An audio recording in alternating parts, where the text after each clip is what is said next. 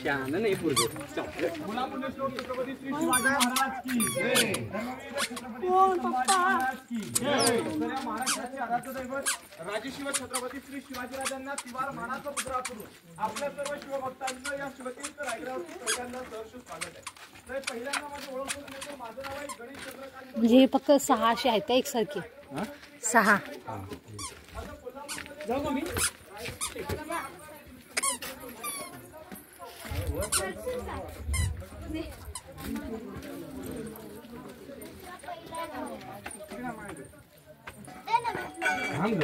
छत्रपती श्री शिवाजी महाराज की जय.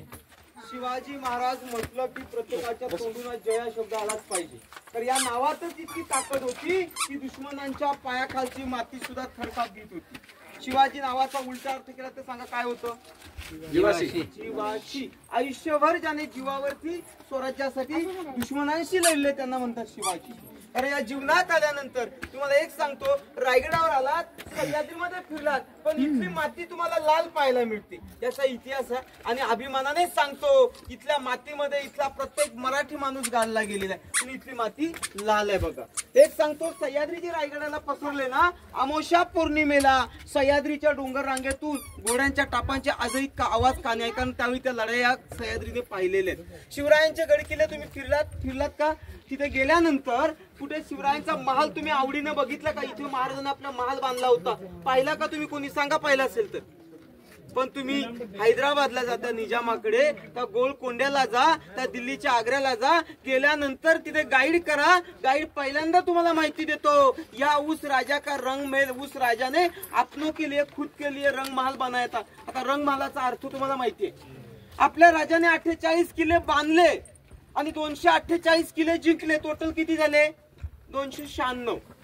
त्या राजांच्या मी आता उदाहरण सांगतो की तिथे गेल्यानंतर तो गाईड सांगतो, या इस उस राजा ने आपने खुद के लिए मजा बनाने के लिए रंग महल बनाया था. त्याचं एक कारण सांगतो की त्या राजाने आणि त्या लोकांनी ते महल बांधले, त्या महालांमध्ये बायका नाचवल्या, पण आपल्या राजाने 396 किल्ल्याच्या ताकदीवरती त्या महाराष्ट्रातील बायका वाचवल्या. अभिमानाने सांगतो, इतिहास वाचताना कधी वाचलं, शिवछत्रपतींच्या दरबारात कधी स्त्री नाचवली गेली, त्यांच्या राज्यात परत स्त्रीला मातेचा दर्जा दिला जायचा. आपल्या मराठी माणसांची या किल्ल्यांची ही अवस्था का? तर गर्वाने सांगतो, मोडेल पण वाकणार नाही. मराठी कधी नमले नाही, शरण गेले नाही, त्यामुळे शेवटला फितुऱ्या झाल्या आणि किल्ले उद्ध्वस्त झाले बघा. हे त्यावेळेचे राणींचे सगळे पुढेपर्यंतची घर. राणींच्या घरांच्या समोर असणारे हे जोते दिसतात ना तुम्हाला, हे त्या काळचे गडावरचे दाशी महाल.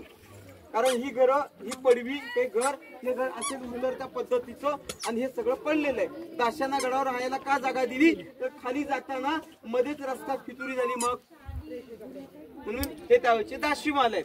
खाली बघा, ही माणसं बघायला गेले तर ती लोखंडाची जाळी आहे, त्याच्या आतमध्ये लाईन मध्ये अशी 3 कोठार आहेत. कोठाराची खोली 25 फुटाहून जास्त आहे, त्याला म्हणतात धान्यांचं कोठार.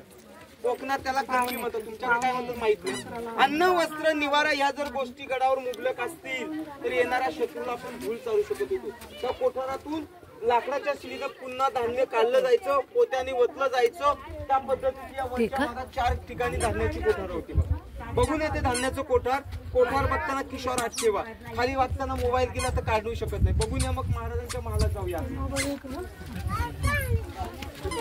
बाळ कुठे? तुम्ही जाऊ, मम्मी येते. जा ना तू, मी बघितलेलं आहे. बाळा आप्पा इथे.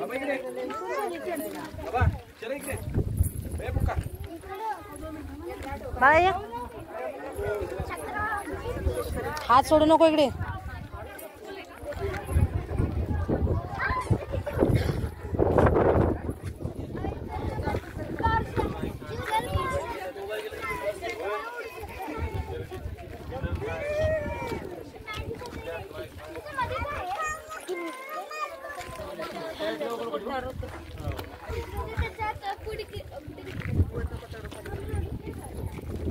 काहीच नाही दिसत.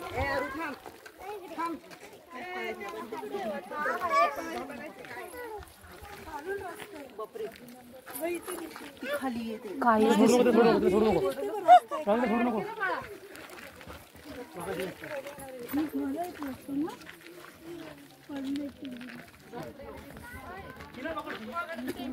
मधू नको काढू बा आधी बोल डोळ्याने अष्टप्रधान मंडळ